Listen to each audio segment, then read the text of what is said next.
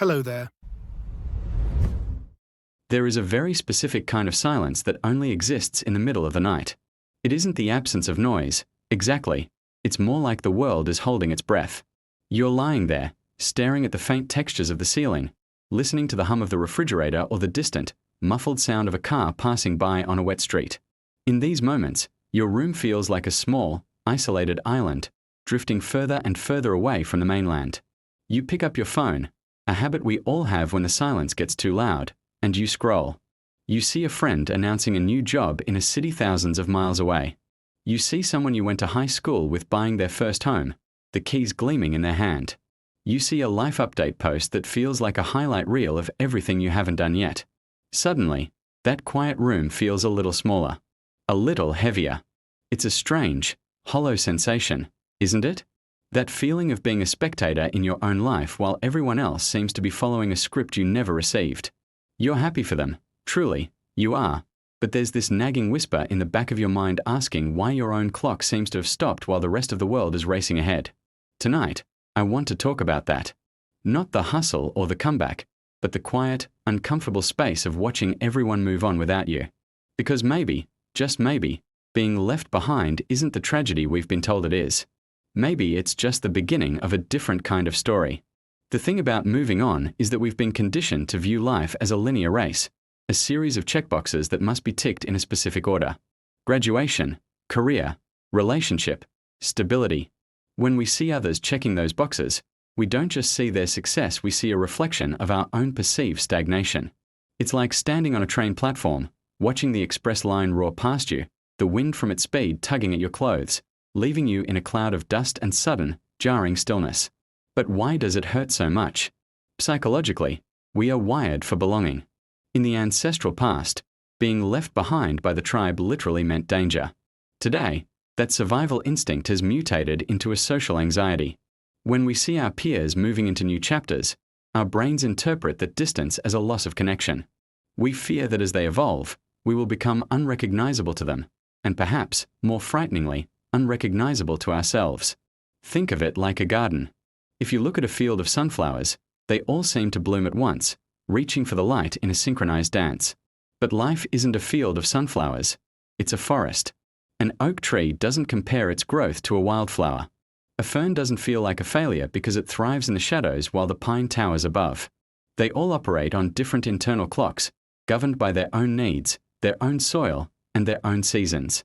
It is completely human to feel that pang of envy or that shadow of sadness when you see someone else's arrival. It doesn't make you a bitter person, it makes you a person who cares about their direction. But we have to realize that moving on is often an optical illusion. We see the destination, the new house, the promotion, the wedding, but we rarely see the internal struggles, the private doubts, or the fact that they might be looking at someone else, feeling exactly the way you do right now. You aren't a broken clock just because your gears are turning at a different pace. You are simply navigating a season that requires a different kind of movement, one that isn't measured by distance, but by depth.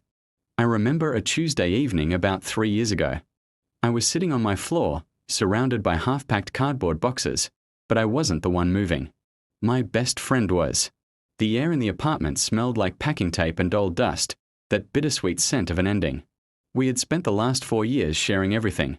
Grocery bills, bad movies, and the kind of dreams you only whisper about when it's too late to be practical. But that night, the silence between us felt different. It felt heavy. She was vibrant, buzzing with the nervous energy of a new beginning in a new city. She was talking about her new commute, the coffee shop she'd found near her office, and the way the light hit her new living room. And as I sat there, helping her wrap her mismatched mugs in newspaper, I felt this cold, sinking sensation in my chest.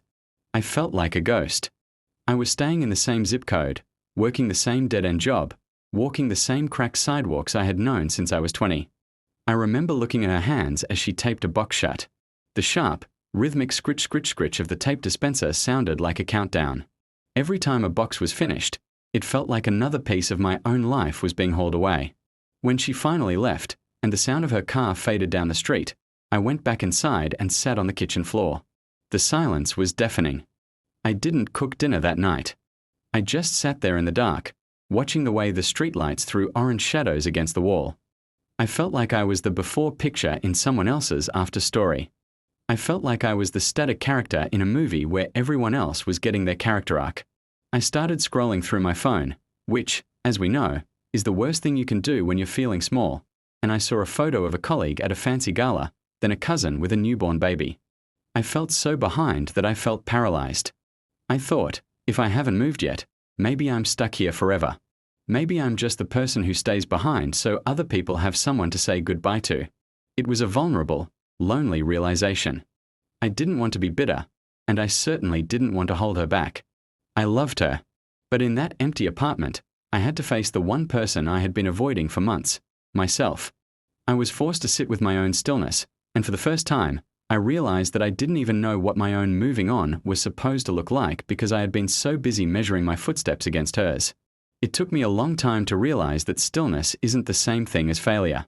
For months after that night in the empty apartment, I carried that heavy feeling of being left behind like a weight in my pocket. But slowly, the edges of that sadness began to soften. I started to notice things in my stagnant life that I had been too distracted to see when I was busy looking at everyone else's horizon. I realized that while my friends were busy building new lives, I was being given the rarest gift of all, time to inhabit my own. When you aren't rushing toward a milestone, you start to notice the texture of your days. I started to appreciate the way the morning light crawled across my wooden floor.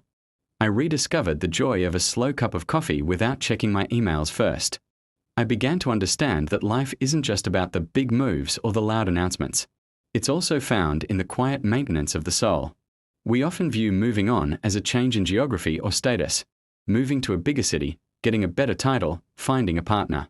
But there is a much deeper, much quieter version of moving on that happens entirely within. It's the moment you stop apologizing for your pace.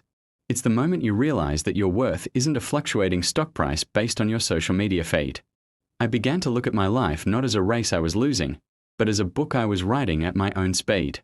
Some chapters are filled with action and travel and noise, while others are just quiet. They are the chapters where the character sits by the window and thinks. They are the chapters where growth happens underground, in the dark, where no one can see it or like it. If you feel like you're standing still, maybe it's because your roots need to go deeper before your branches can reach higher.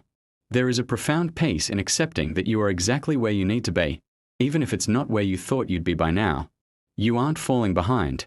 You are simply existing in a different season. And in the grand ecosystem of life, the season of waiting is just as vital as the season of harvest. The rain outside has settled now, leaving only the soft dripping from the eaves and the shimmering reflection of the moon in the puddles. The world is still quiet, but somehow, the silence feels a little warmer than it did before. It's no longer a wall keeping you in. It's a blanket, tucked around a moment that is yours and yours alone. If you're watching this and feeling that familiar ache, that heavy sense that you are the only one left on the platform, I want you to take a deep breath. Let it out slowly. You are not a spectator watching life pass you by. You are the protagonist of a story that doesn't need to hurry to be beautiful. The milestones will come, the seasons will shift, and one day, you'll look back at this quiet, stationary time and realize it was the most important chapter of all. It was the time you finally learned how to be your own companion. You don't have to prove your progress to anyone. You don't have to run until your lungs burn just to keep up with a crowd that isn't even looking back. It is okay to be still. It is okay to be here while they are there. So, tonight, let the world move on without you for a while. Let the clocks tick and the feeds refresh and the cities grow.